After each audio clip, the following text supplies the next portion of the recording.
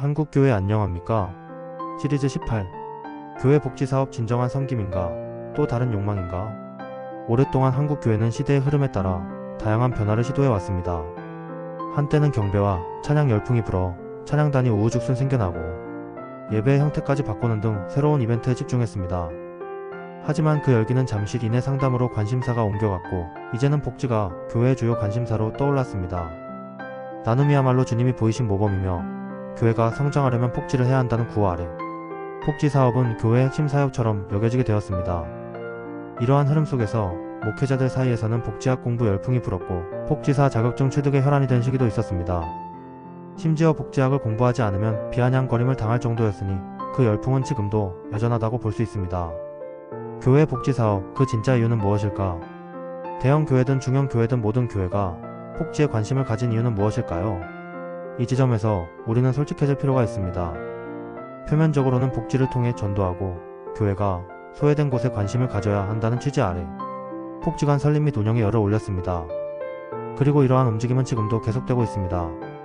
복지관은 교회가 직접 설립하여 운영하기도 하고 신하도로부터 위임받아 운영하기도 합니다.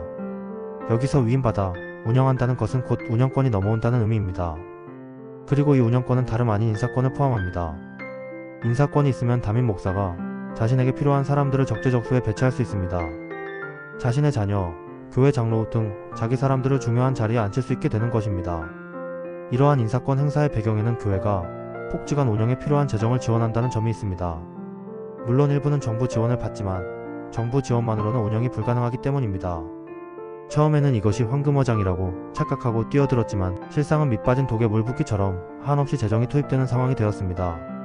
제가 아는 어떤 교회는 건축 문제 등으로 이미 재정난을 겪고 있는데 설상가상으로 복지관 2곳을 위임받아 운영하며 재정적 어려움이 더욱 가중되고 있다고 합니다.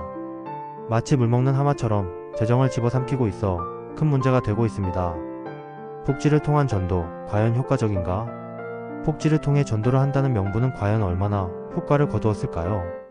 복지 사업을 통해 얼마나 많은 이들이 교회의 영향을 받고 전도되었을지 의문입니다. 어떤 이들은 이름 없이 빚도 없이 섬겨야 한다고 말합니다. 물론 맞는 말입니다. 하지만 빚을 져가면서까지 아무런 실질적인 영향력도 없는데도 심지어 복지관 운영 자체가 위태로운데도 계속해서 재정을 쏟아부어야 한다고 주장하는 것은 어떤 논리인지 이해하기 어렵습니다. 솔직히 말해 복지관을 운영하는 이유가 애당초 담임 목사의 은퇴 이후를 노린 것은 아닐까요? 비록 이러한 의도가 100%는 아닐지라도 현재 대부분의 교회 복지관의 장은 은퇴한 목사들이 맡고 있다는 사실은 시사하는 바가 큽니다. 은퇴 후 할 일 없이 교회 주변을 맴돌며 상황 노릇을 할까 봐 한자리를 마련해 주려는 의도가 다분히 엿보입니다. 그렇게 되면 평생 경제적인 걱정 없이 자리까지 보장받을 수 있으니 말입니다. 진정한 복지 교회의 역할은 무엇인가? 물론 교회에서 복지관 운영을 제대로 하는 곳도 있다고 생각합니다. 전도와 상관없이 혹은 교회 성장과 상관없이 말 그대로 예수님의 모범을 따라 진정으로 섬겨주고 싶은 마음에서 운영하는 곳도 분명 있을 것입니다. 이러한 교회가 더 많아지기를 진심으로 바랍니다. 복지관 운영이 교회의 욕심이 아니라 사회의 모범을 보이고 섬겨주는 마음으로 이루어진다면 더 이상 그 운영이 안녕하냐고 물을 필요조차 없을 것입니다. 하지만 안타깝게도 이와는 거리가 먼 경우가 너무도 많다는 것이 현실입니다. 이제는 복지관을 제대로 운영해야 합니다. 단순히 교회 사람들의 자리를 채워주기 위한 곳이 아니라 진정한 복지를 위한 마음을 가진 사람들이 근무하고 경영을 제대로 배운 전문가들이 운영하여 적자가 아닌 수익을 창출하는 복지관으로 거듭나야 합니다. 그렇지 않으면 밑빠진 독에 붙는 재정은 결국 교인들의 헌금으로 채워질 수밖에 없을 것입니다. 주님은 우리에게 말씀하셨습니다.